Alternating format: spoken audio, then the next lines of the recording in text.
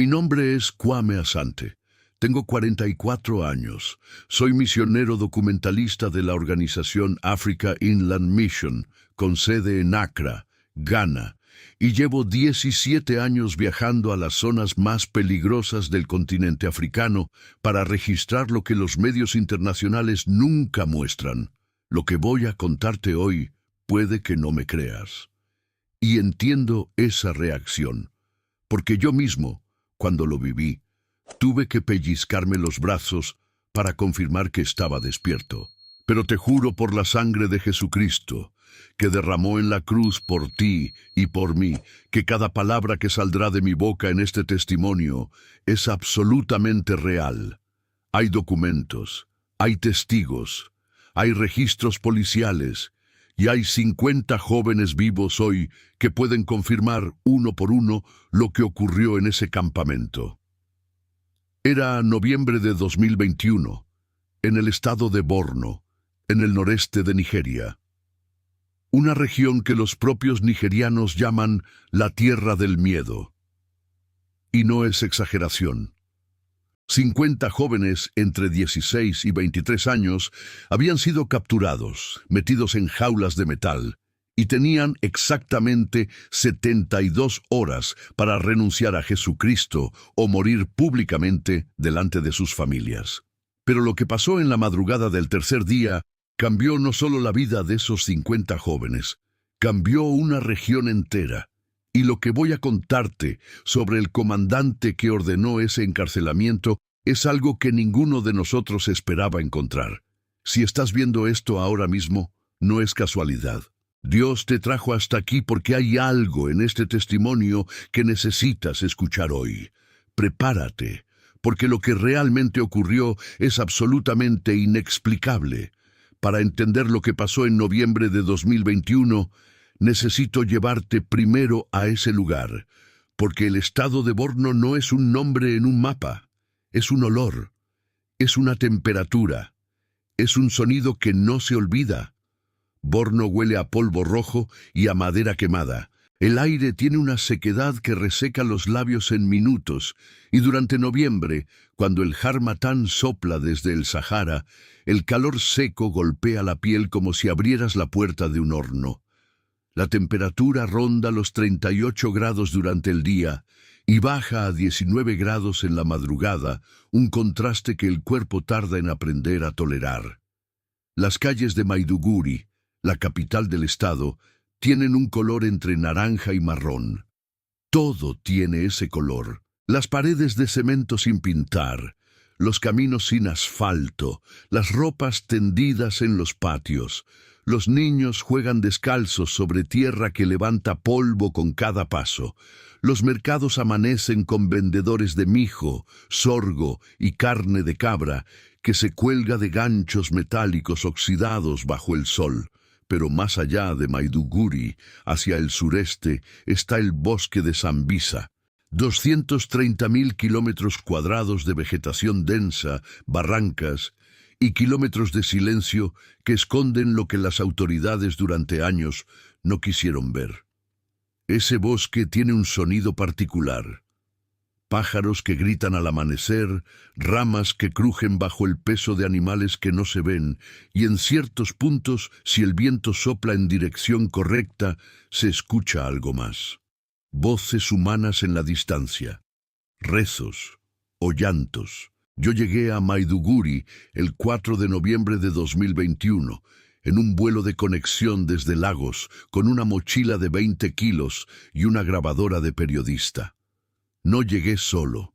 Llegué con mi colega Emeka Okafor, 38 años, periodista cristiano de Port Harcourt, que conocía la región mejor que nadie. Emeka había cubierto los ataques de Boko Haram durante 8 años y tenía contactos en aldeas que no aparecen en ningún mapa oficial. Me llamó el 1 de noviembre, 3 días antes. Lo recuerdo con exactitud porque ese día era el aniversario de bodas de mis padres y yo estaba comprando flores en Accra cuando sonó mi teléfono. «Kwame», dijo Emeka sin saludar, con esa voz plana que usaba cuando las noticias eran muy serias. «Necesito que vengas, ahora. Han tomado a los jóvenes de Gwoza». No entendí de inmediato. Le pedí que me explicara. Y lo que me explicó en los siguientes 12 minutos fue lo más perturbador que había escuchado en 17 años de trabajo misionero. Pero antes de contarte lo que Emeka me dijo, necesito que entiendas quiénes eran esos 50 jóvenes.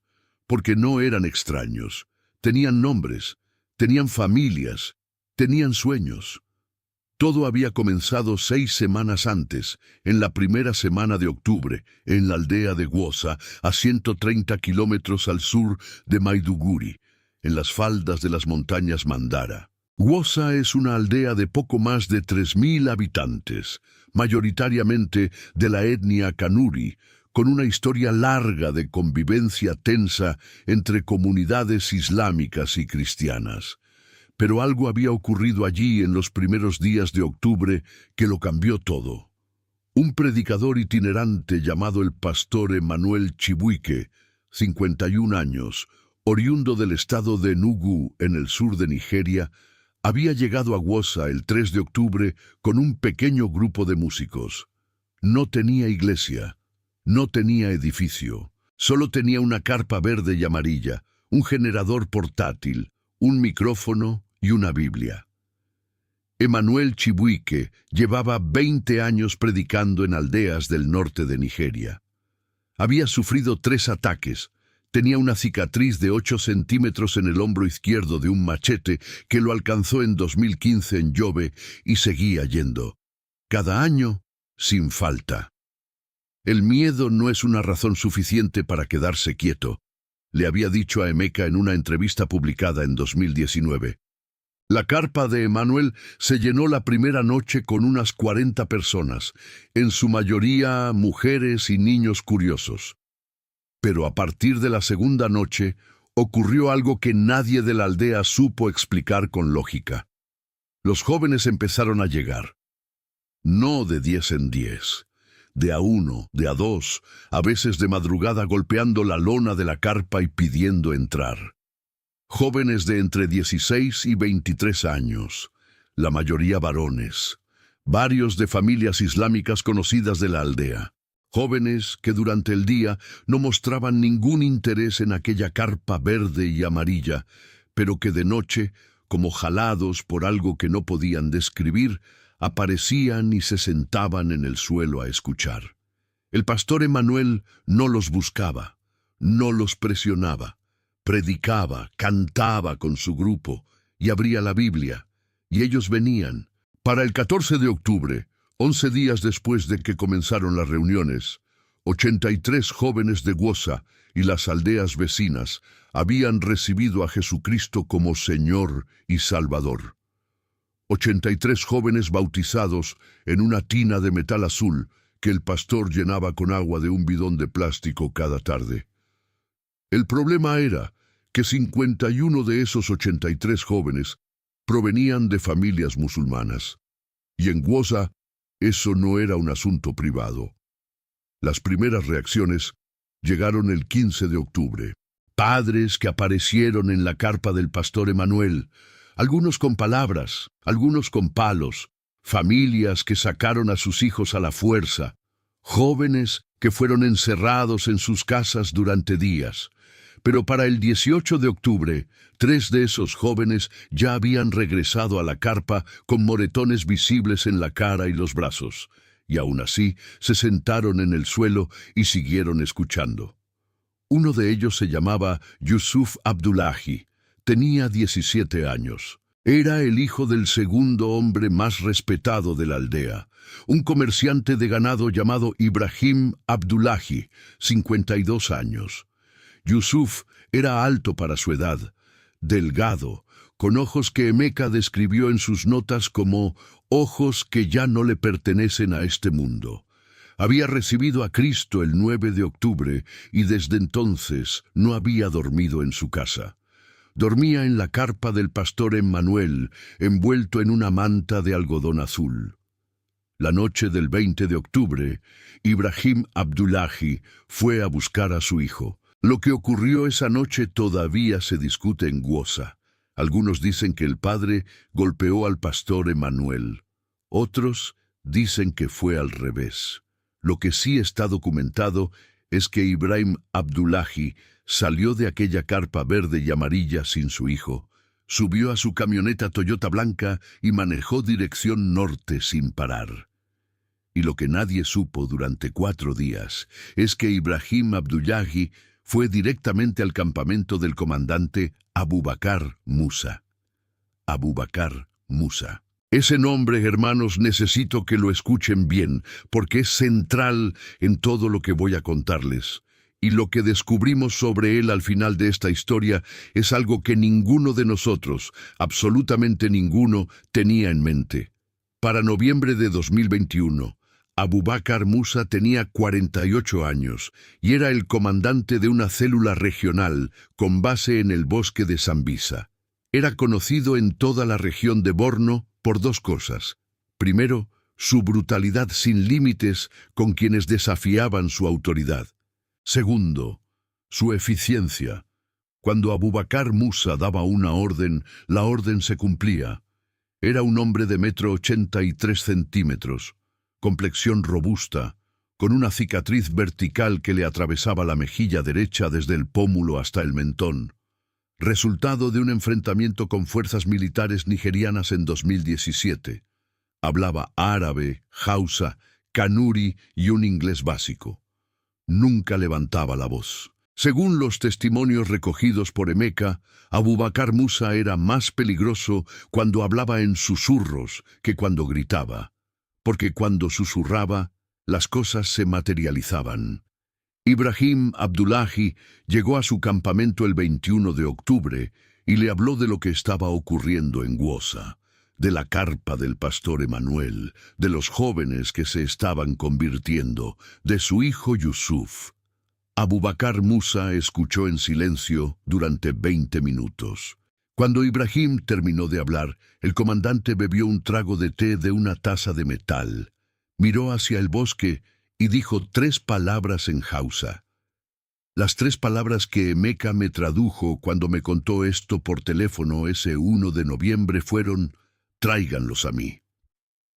El 25 de octubre, mientras el pastor Emanuel Chibuike celebraba una reunión de alabanza en su carpa, un grupo de 18 hombres armados rodeó la aldea de Gwoza a las 4:17 de la mañana. No dispararon, no gritaron, simplemente entraron casa por casa, y en cada casa donde había un joven convertido, lo sacaron de la cama, lo pusieron en camiones de carga y se lo llevaron. El pastor Emanuel fue golpeado y dejado en el camino de tierra frente a la carpa.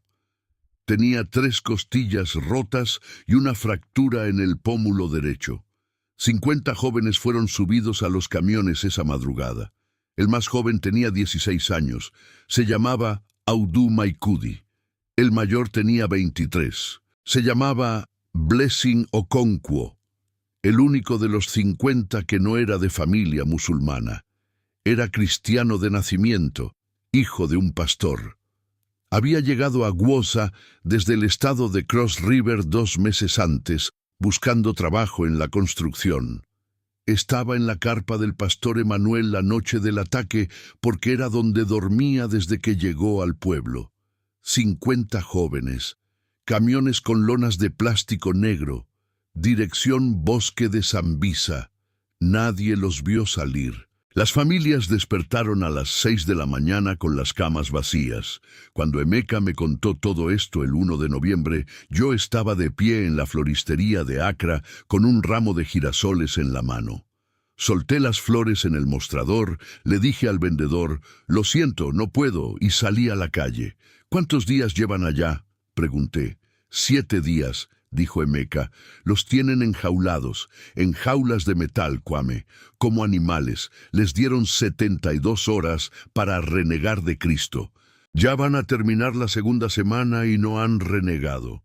«¿Cómo sabes todo esto?». Emeka hizo una pausa.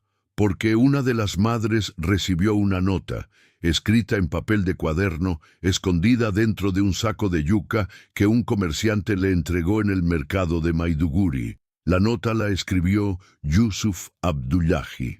Me quedé helado. ¿Yusuf escribió una nota desde adentro del campamento? Sí, Y Kwame, lo que dice esa nota, necesitas venir. Esto es más grande de lo que cualquiera de nosotros puede manejar solo. Tomé el primer vuelo disponible a Lagos y de ahí a Maiduguri. Llegué el 4 de noviembre a las 3:20 de la tarde con el sol pegando directo y el viento del Harmattan llevando polvo que se metía por la nariz y los ojos. Emeka me esperaba en la salida del aeropuerto con un vaso de agua y la nota en la mano. Era una hoja de cuaderno escolar, de esas con líneas azules. Estaba doblada en 4 partes. La escritura era pequeña, apretada, como si Yusuf hubiera querido meter la mayor cantidad de palabras posibles en el menor espacio. Escribió en inglés, probablemente para que no cualquiera que interceptara la nota la entendiera. Decía, y Emeka me la tradujo mientras caminábamos hacia su camioneta. «Mamá, estamos vivos, somos 50, nos tienen en jaulas de metal, 6 por jaula, nos dan agua una vez al día y comida una vez al día. Nos dicen que si no renunciamos a Cristo antes del 7 de noviembre, nos sacarán uno por uno. No tengo miedo, ninguno de nosotros tiene miedo. Hace 3 noches, Audu tuvo un sueño. Lo que Audu vio en el sueño, mamá, lo que Audu vio, Dios viene». Releí la última línea 3 veces parado junto a la camioneta de Emeka. «Audu es el más joven», le dije, «el de 16 años». «Sí», dijo Emeka, «y eso no es todo. Hermanos, prepárense para lo que viene». Porque lo que me dijo Emeka a continuación cambió completamente mi comprensión de todo este caso. Emeka tenía un contacto dentro del campamento de Abubakar Musa, un hombre al que llamaremos simplemente Sule, 34 años, que trabajaba como cocinero para el grupo armado desde hacía 2 años, pero que era cristiano en secreto. Sule había enviado información a Emeka en 3 ocasiones anteriores, siempre a través de intermediarios, siempre con un riesgo enorme. El último mensaje de Sule había llegado el 2 de noviembre, un día antes de que Emeka me llamara. Y lo que Sule describía en ese mensaje era esto: los 50 jóvenes, encerrados en 8 jaulas de metal de aproximadamente 2 metros por 3 metros, ubicadas en un claro del bosque a unos 40 minutos a pie desde el campamento principal. Las jaulas tenían barrotes de hierro soldados, con candados de combinación. Los jóvenes estaban hacinados entre 5 y 7 por jaula. Dormían sobre tierra, pero no lloraban, no pedían clemencia, cantaban. Sule escribió esto con exactamente esas palabras. Cantan todo el tiempo, de noche cantan, de madrugada cantan. Los guardias se tapan los oídos. El comandante mandó a un guardia a callarlos 3 veces. El guardia regresó las 3 veces sin haberlos callado. Dijo que cuando se acercaba a las jaulas sentía algo raro en el pecho. El comandante lo amenazó. El guardia fue una 4ª vez. Cuando regresó, el guardia tenía los ojos húmedos y no dijo una palabra. Leí eso sentado en la camioneta de Emeka, mientras afuera el polvo naranja de Maiduguri se pegaba en el parabrisas. ¿Qué cantaban?, pregunté. Emeka miró por la ventana. Sule escribió que no reconocía el idioma, pero que la melodía le resultaba familiar. Dijo que era como una canción que ya había escuchado antes, pero que no podía recordar dónde. Me quedé en silencio unos segundos. Emeka, el plazo vence el 7 de noviembre. Sí, hoy es 4 de noviembre. Sí, Kwame. Teníamos 72 horas. Lo que hicimos en las siguientes 48 horas fue mover cielo y tierra. Emeka tenía contactos en la diócesis anglicana de Maiduguri, en la iglesia Hermanos en Cristo de Nigeria, en la organización Ayuda a la Iglesia Necesitada, y en 3 líderes tribales de la región Mandara, que tenían influencia indirecta con ciertos grupos del bosque de Sambisa. Pasamos la noche del 4 al 5 de noviembre sin dormir, haciendo llamadas, enviando mensajes, trazando planes. A las 2:40 de la madrugada del 5 de noviembre, cuando estábamos en la casa de un pastor local llamado Ezequiel Mshelia, 57 años, líder de la Iglesia de los Hermanos en Cristo de Wosa, ocurrió algo que ninguno de nosotros esperaba. Uno de los hijos del pastor Ezequiel, un joven de 19 años, llamado Daniel Meshelia, entró corriendo al cuarto donde estábamos reunidos con el rostro completamente blanco. Estaba sin aliento. Había estado durmiendo en el cuarto de al lado. «Padre», dijo Daniel, y la voz le temblaba, «tuve un sueño». El pastor Ezequiel levantó la vista de su cuaderno. «Habla». Daniel describió su sueño con una precisión que a mí me puso la piel de gallina. Dijo que vio un bosque, un claro en el bosque con estructuras de metal. Y vio luz, no luz de linterna ni de fogata, luz que venía de arriba, en columnas, sobre las estructuras de metal. Y dentro de las estructuras, personas cantando, y alrededor de ellas, figuras altas, muy altas, con algo en las manos que brillaba. Después dijo algo que hizo que Emeka y yo nos miráramos sin decir nada. Dijo, «Vi a un niño, el más joven de todos. Estaba parado en los barrotes de su jaula, con los brazos extendidos hacia arriba y gritaba, ¡Ya viene! ¡Ya viene! ¡Ya viene!» Auduma Ikudi, 16 años, el más joven, el mismo niño que, según la nota de Yusuf, había tenido el sueño donde Dios venía. Hermanos, en ese cuarto de Maiduguri, a las 2:40 de la madrugada del 5 de noviembre de 2021, nadie habló durante casi un minuto. No porque no hubiera qué decir, sino porque todos sabíamos que lo que estaba pasando estaba muy por encima de cualquier plan que nosotros pudiéramos hacer. El pastor Ezequiel cerró su cuaderno, se puso de pie y dijo, «Ya no necesitamos un plan, necesitamos orar». Esa noche oramos sin parar hasta las 7 de la mañana, no solo nosotros 4. El pastor Ezequiel comenzó a llamar a líderes de otras iglesias de Maiduguri, y para las 4 de la mañana había 23 personas en ese cuarto, sentadas en el piso, de rodillas, algunos contra la pared. Pastores bautistas, anglicanos, pentecostales. Una anciana de 74 años llamada Mama Habiba, que llegó con su Biblia bajo el brazo y se sentó en el centro del cuarto sin decir una palabra y empezó a orar en voz baja con los ojos cerrados. Pero lo que nadie sabía en esa sala de oración era que mientras nosotros orábamos, en el campamento de Abubakar Musa, algo había comenzado a ocurrir. Zule envió un mensaje a las 3:15 de la mañana del 5 de noviembre. Lo recibí en mi teléfono a las 6:48 cuando por fin lo revisé. Decía, «Los guardias no se acercan a las jaulas esta noche. 3 de ellos dijeron que no pueden, que hay algo que no los deja pasar. El comandante los mandó a revisar y 2 regresaron diciendo que escucharon voces que no eran de los jóvenes. Voces que venían de arriba. El comandante dijo que son alucinaciones, pero esta noche él tampoco fue a las jaulas». Leí ese mensaje 3 veces. Luego lo leí en voz alta para el pastor Ezequiel. El pastor escuchó con los ojos cerrados. Cuando terminé, abrió los ojos y dijo simplemente, «Ya empezó». El 6 de noviembre amaneció con un calor de 40 grados y un viento del este que traía olor a tierra mojada, aunque no había llovido en semanas.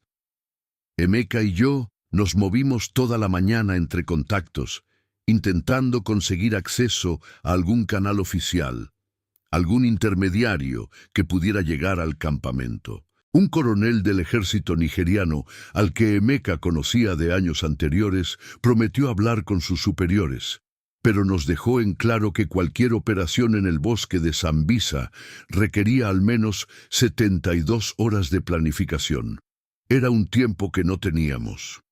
A las 11:45 de la mañana recibí una llamada de un número desconocido. Una voz de hombre, en inglés con acento hausa, me dijo solo esto: «Esta noche, las jaulas, esté listo». Colgó. Emeka rastreó el número. Era un teléfono descartable comprado en un mercado de Maiduguri. No había forma de identificar al dueño. Pasamos el resto del 6 de noviembre en tensión absoluta. A las 4 de la tarde, el pastor Emanuel Chibuike, el predicador que había iniciado todo esto en Wosa, apareció en casa del pastor Ezequiel. Tenía el pómulo con un parche médico y se movía despacio por las costillas rotas, pero estaba de pie. Cuando entró al cuarto y nos vio a todos, simplemente dijo, ¿ya oraron? Toda la noche, dijo el pastor Ezequiel. Bien, porque esta noche Dios va a hacer algo que ninguno de nosotros va a poder explicar. Hermanos, yo llevo 17 años documentando lo que Dios hace en los lugares más oscuros de África. He visto cosas que no caben en un informe periodístico. Pero lo que el pastor Emanuel dijo en ese cuarto con esa certeza absoluta, con las costillas rotas y el parche en el pómulo, es una de las imágenes que más claramente tengo grabada en la memoria. No era un hombre que esperaba un milagro, era un hombre que sabía que ya venía. Esa noche, 6 de noviembre de 2021, a las 9 de la noche, nos reunimos en el cuarto del pastor Ezequiel una vez más. Éramos ahora 31 personas. Los mismos pastores de la madrugada anterior, más familias de los jóvenes capturados que habían llegado desde Wosa durante el día. La madre de Yusuf Abdullahi, una mujer de 44 años llamada Fátima Abdullahi, estaba sentada en el rincón con las manos entrelazadas. No hablaba, solo miraba el piso y movía los labios en silencio. Me acerqué a ella y le pregunté si estaba bien. Me miró con unos ojos que tenían la calma más extraña que yo he visto en un ser humano. Y me dijo, mi hijo me dijo en esa nota que Dios viene. Yusuf nunca mintió un solo día en su vida. A las 11:03 de la noche, el teléfono de Emeka vibró sobre la mesa. Era Zule. Emeka leyó el mensaje en voz alta y el cuarto quedó en silencio total. Algo está pasando. Luz. No sé de dónde viene. Los jóvenes están gritando, pero no de miedo. El comandante salió de su tienda. Está mirando hacia el claro. Está... El mensaje se cortó ahí. Los siguientes 42 minutos fueron los más largos de mi vida.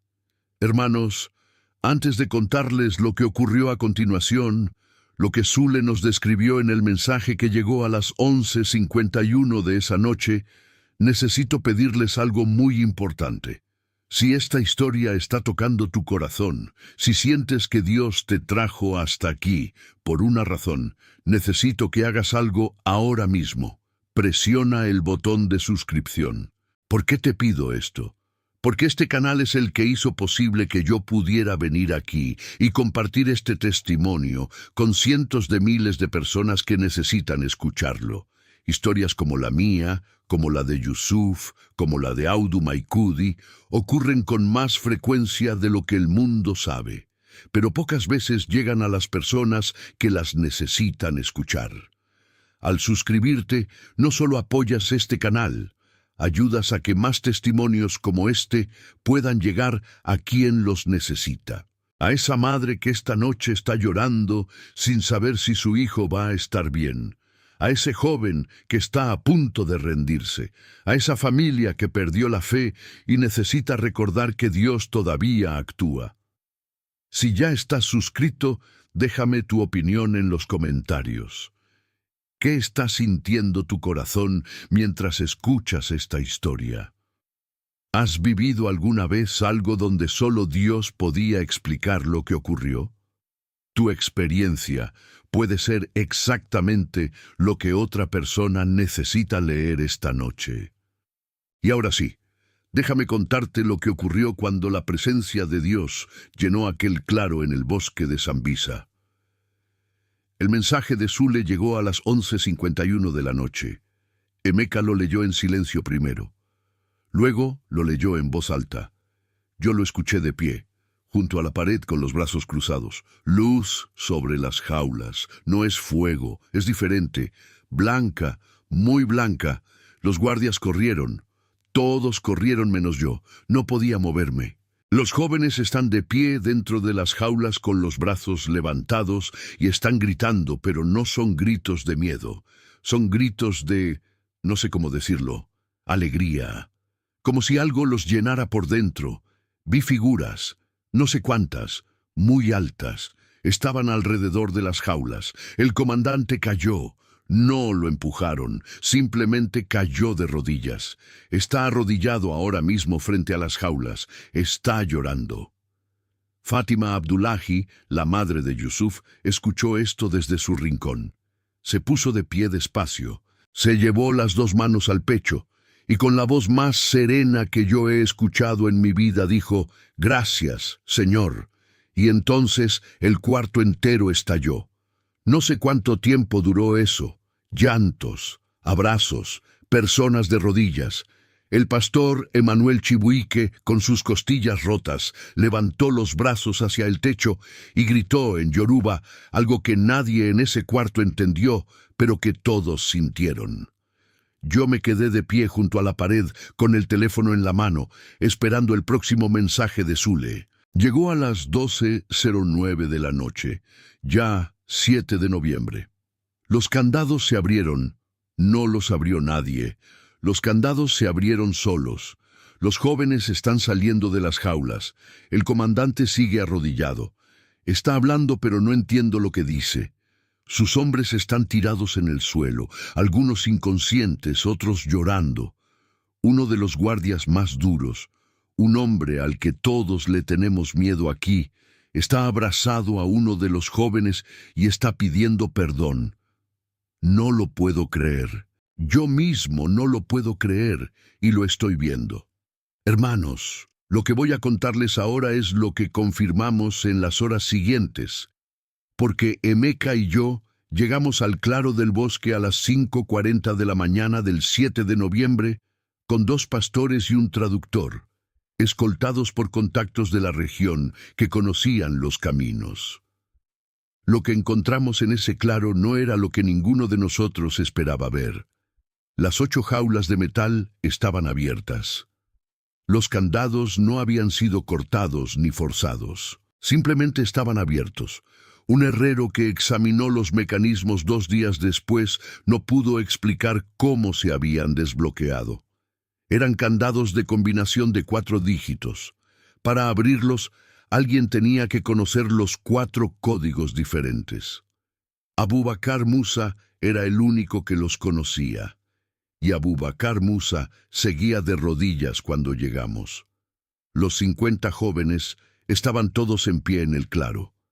Algunos con marcas visibles de los barrotes en los brazos, algunos con los labios secos y los ojos hundidos por semanas de poco alimento, pero de pie, todos de pie.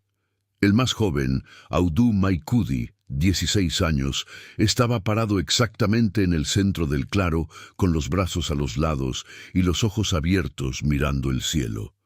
Cuando lo vi, sentí algo que no soy capaz de describir de forma científica. Solo puedo decirte que mi primer instinto fue quitarme los zapatos. Yusuf Abdullahi, 17 años, el hijo de Ibrahim Abdullahi, el hijo de cuya fuga partió todo esto, fue el primero en verme llegar. Me miró, y lo que vi en sus ojos no era el miedo ni el agotamiento que yo esperaba.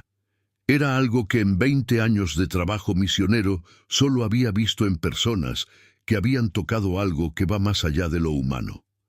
Me extendió la mano, la tomé, y me dijo en un inglés claro y tranquilo, «Sabíamos que iban a venir. Audu lo vio hace 3 días. Pero hermanos, lo más inexplicable de todo estaba todavía por ocurrir, porque en ese claro del bosque lo que descubrimos sobre el comandante Abubakar Musa fue algo que ninguno de nosotros en ningún momento había imaginado posible. Cuando el pastor Ezequiel se acercó a Abubakar Musa, que seguía arrodillado, y le habló en Hausa, el comandante levantó el rostro. Tenía la cara empapada en lágrimas. Tenía los ojos de alguien que acababa de ver algo que había destruido completamente el mundo, tal como lo conocía. El pastor Ezequiel le preguntó su nombre completo. Y el comandante respondió algo que hizo que el pastor Ezequiel retrocediera un paso. No voy a pedirte que me creas sin evidencia. Emeka tiene grabada esa conversación en su teléfono. La grabó sin que nadie le pidiera, como el periodista que es. Y esa grabación existe hoy. El nombre completo de Abubakar Musa era Abubakar Musa Chibuike. Hermanos, Chibuike. El comandante era el sobrino del pastor Emanuel Chibuike, el mismo pastor que había plantado la carpa en Gwoza. El mismo que fue golpeado y dejado en el camino con 3 costillas rotas la madrugada del 25 de octubre. El mismo que había aparecido en casa del pastor Ezequiel el 6 de noviembre, diciéndonos que esta noche Dios haría algo inexplicable. Abubakar Musa era el sobrino del pastor Emanuel. Había abandonado la fe cristiana en la que se había criado a los 19 años después de la muerte de su madre. Había tomado un nuevo nombre.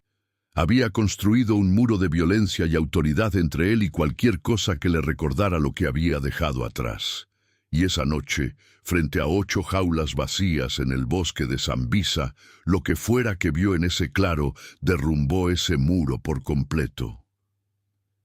El pastor Emanuel llegó al claro a las 7 de la mañana, apoyado en un bastón improvisado por las costillas. Cuando vio a Abubakar de rodillas, se detuvo a unos 10 metros. Los dos se miraron por un momento que no duró más de 10 segundos, pero que yo no seré capaz de olvidar mientras viva. Y entonces el pastor Emanuel Chibuike, con 3 costillas rotas y un parche en el pómulo, caminó hacia su sobrino y lo abrazó. No hubo palabras, no hubo sermón, solo ese abrazo. Y el comandante Abubakar Musa lloró en los brazos de su tío con el llanto de alguien que ha estado cargando algo insoportable durante 29 años. Lo que ocurrió en las horas siguientes en ese claro del bosque de Sambisa es algo que, si no lo hubiera documentado personalmente, no me atrevería a contarlo. Uno por uno, los hombres del grupo de Abubakar que no habían huido durante la noche fueron acercándose al claro. No por orden de nadie, por su propia voluntad. Llegaban desde el bosque, desde el campamento, algunos desde los caminos cercanos. Llegaban con los ojos de quien no ha dormido y con una expresión que Emeka describió en sus notas como la cara de un hombre que acaba de ver su propia vida desde afuera y no reconoce lo que ve. Para las 11:30 de la mañana del 7 de noviembre, 34 hombres del grupo de Abubakar Musa se habían reunido en ese claro. 34 hombres que 48 horas antes sostenían armas y daban órdenes de muerte. 34 hombres que esa mañana, uno por uno, se arrodillaron en la tierra del bosque de Sambisa y pidieron hablar con los pastores. No fue un discurso lo que los llevó ahí. No fue una estrategia de evangelización. Ninguno de nosotros había tenido tiempo de planear nada. Lo que los llevó ahí fue lo que habían visto la noche anterior frente a esas jaulas. Emeka grabó los testimonios de 16 de ellos ese mismo día. Los testimonios están almacenados y verificados. Cada uno describió cosas diferentes. Algunos hablaban de luz, algunos de voces. Uno de ellos, un hombre de 41 años que llevaba 12 años en el grupo y que era conocido como uno de los más temidos, dijo que vio a su madre muerta parada frente a las jaulas señalándolo. Su madre había sido cristiana y había muerto cuando él tenía 8 años. El pastor Ezequiel, el pastor Emanuel y otros 3 pastores que llegaron esa mañana desde Maiduguri estuvieron en ese claro hasta las 4 de la tarde, hablando, escuchando, orando. El pastor Emanuel, con sus costillas rotas, se sentó en el suelo y pasó 6 horas recibiendo a personas que venían a hablar con él. A las 4:17 de la tarde, exactamente 12 horas después de que los candados se abrieran solos, en ese claro del bosque de Sambisa, ante todos los jóvenes liberados y ante los hombres que los habían encarcelado, el pastor Emanuel Chibuike bautizó a Abubakar Musa Chibuike en un bidón de plástico azul con agua traída desde la aldea más cercana, el mismo tipo de bidón que usaba en su carpa en Wosa. Hermanos, quiero pedirles algo ahora. En los comentarios cuéntenme, ¿de qué país o ciudad están viendo este testimonio? Queremos conocerlos. Queremos orar por ustedes de manera específica, por su nombre, por su ciudad. Y si alguna vez han experimentado la protección de Dios, si Dios los ha librado de algo que no tiene explicación humana, compartan esa historia aquí. Su testimonio puede ser la chispa que encienda la fe en alguien que está leyendo en este mismo momento con el corazón roto y sin saber si Dios todavía actúa. Si tienen algún consejo para este canal, si quieren decirnos qué tipo de testimonios necesitan escuchar, escriban aquí. Su voz importa. Ustedes son la razón por la que traemos estas historias. Y ahora déjenme contarles lo que pasó en los meses siguientes, porque el milagro más grande aún no había ocurrido. Los 50 jóvenes fueron trasladados esa tarde a Maiduguri por tierra, en vehículos del ejército nigeriano, que finalmente llegaron al área a las 2 de la tarde, 4 horas después de recibir el reporte de que el campamento había sido abandonado y los rehenes estaban libres. Todos fueron examinados médicamente en el hospital universitario de Maiduguri esa misma noche. Los reportes médicos están disponibles y confirmados. 47 de los 50 estaban deshidratados en grado moderado. 12 tenían laceraciones en brazos y piernas por los barrotes de metal. 3 tenían signos de infección en heridas previas.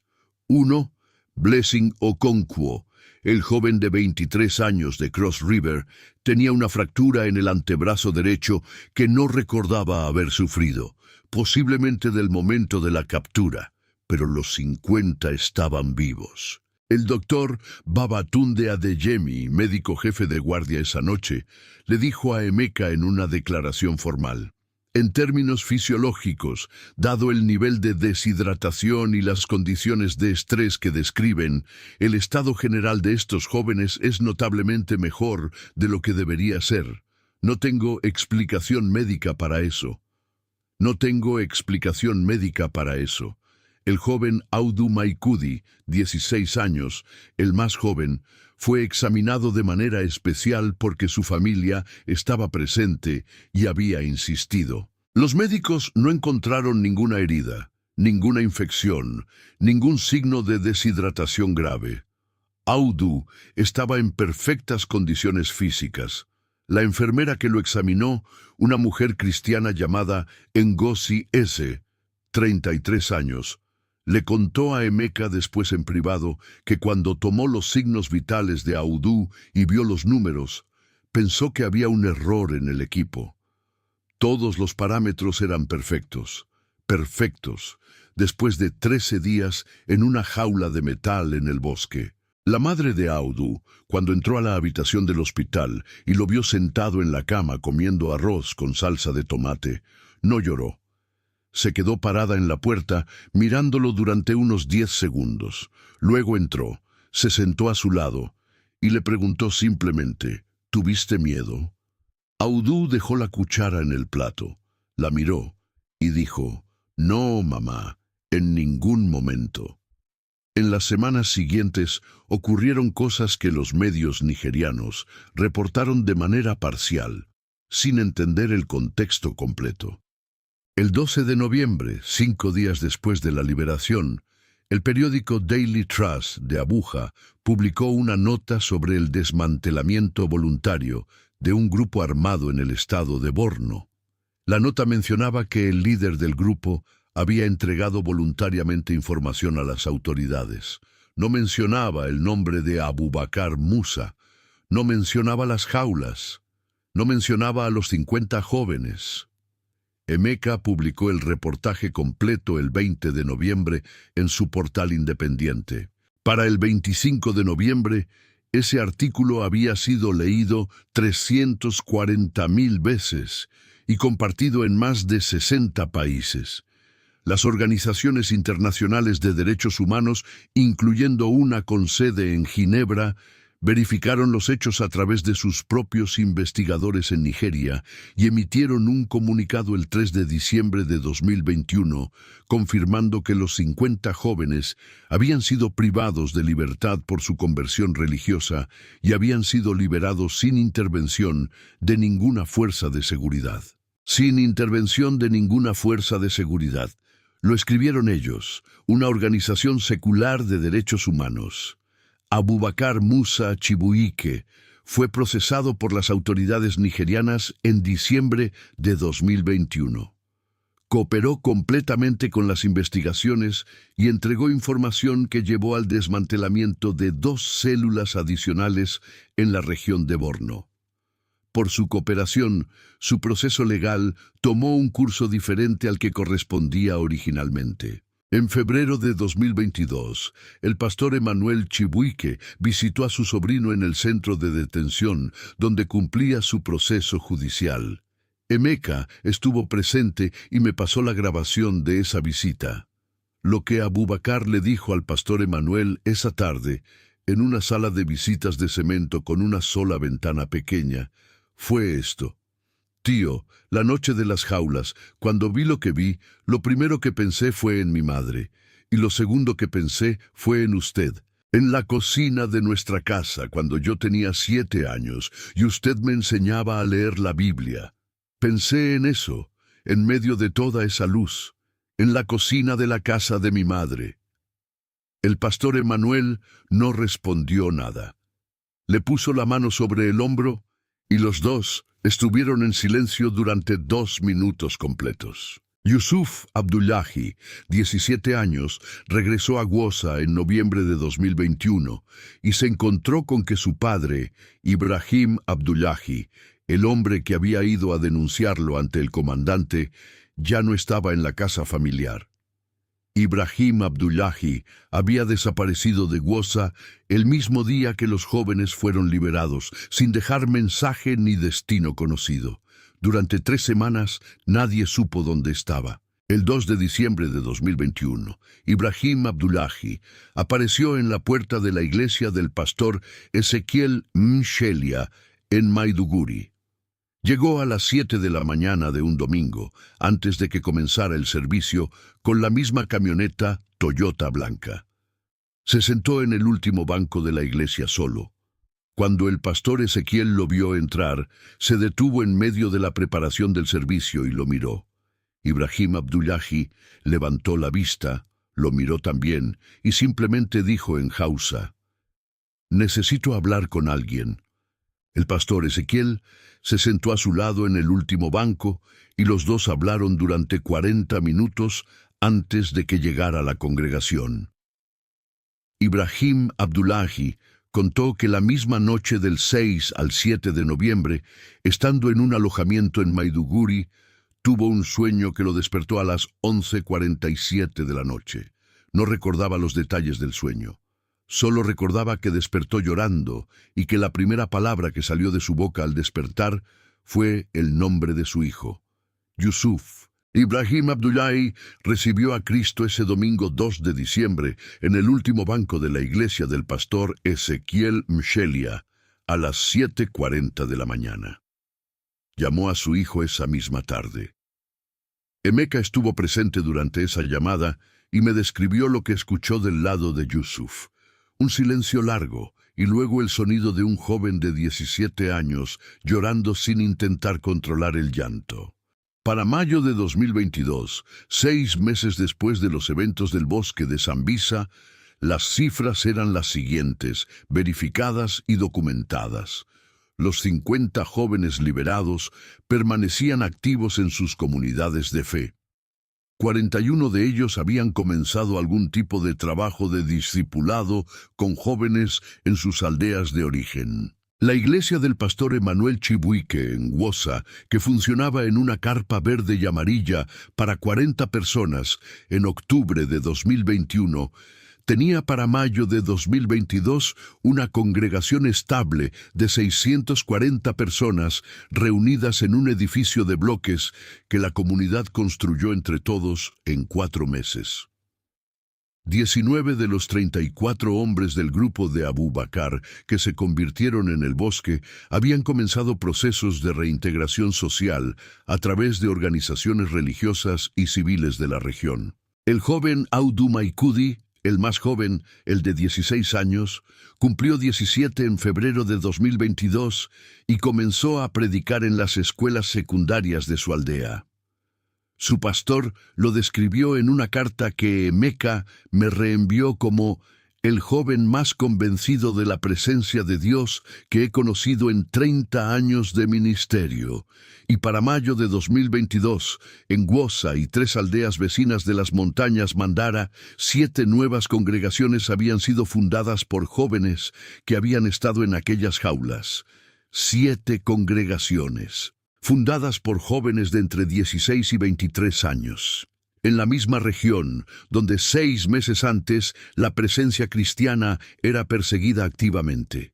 Hermanos, lo que Dios hizo en Borno no es un fenómeno aislado, es un patrón. Es la misma firma que aparece una y otra vez a lo largo de la historia cuando hombres y mujeres deciden no renunciar, cuando deciden seguir cantando dentro de sus jaulas, aunque nadie los escuche, aunque los guardias se tapen los oídos. Aunque el plazo de 72 horas se acerque y no haya plan humano que alcance. Hermanos, lo que presencié en el bosque de Sambisa no fue casualidad. El mismo Dios que abrió esas jaulas de metal sin que nadie tocara los candados puede abrir cualquier cerradura que hoy esté encerrando tu vida. La misma presencia que llenó ese claro del bosque y puso de rodillas a un comandante de 48 años, puede entrar esta noche en cualquier situación que a ti te parezca sin salida. Porque no tenemos lucha contra sangre y carne, sino contra principados, contra potestades, contra los gobernadores de las tinieblas de este siglo, contra huestes espirituales de maldad en los lugares celestiales. Efesios 6:12. Si estás pasando por una situación donde sientes que estás enjaulado, donde sientes que el plazo se acerca y no hay salida visible, este mensaje llegó a ti en el momento exacto. No es coincidencia. Así como Audu Maikudi, de 16 años, supo en un sueño que Dios venía, yo quiero decirte esta noche que Dios sabe exactamente dónde estás. Antes de irte, 3 cosas. Primero, si este testimonio tocó tu corazón, suscríbete a este canal. Recuerda que al hacerlo, ayudas a que más historias como la de Yusuf, Audu, el pastor Emanuel y tantos otros puedan llegar a las personas que las necesitan. Apoya esta misión de llevar esperanza a quienes están en sus propias jaulas esta noche. Segundo, comparte este video con alguien que necesite un milagro. Puede ser tu madre, tu hermano, tu amigo, ese ser querido que llevas semanas sin saber cómo ayudar. A veces, el testimonio de alguien más llega donde tus palabras no pueden llegar. Tercero, en los comentarios déjanos tu petición de oración, tu nombre, tu ciudad, lo que estás atravesando. Vamos a orar específicamente por cada petición que se comparta aquí. Y si tienes algún consejo para mejorar este canal, escríbelo. Tu voz importa, tu experiencia importa. Que la paz de Cristo, que sobrepasa todo entendimiento, guarde tu corazón y tus pensamientos en Cristo Jesús. En el nombre del Padre, del Hijo y del Espíritu Santo. Hasta el próximo testimonio. Que Dios te bendiga grandemente.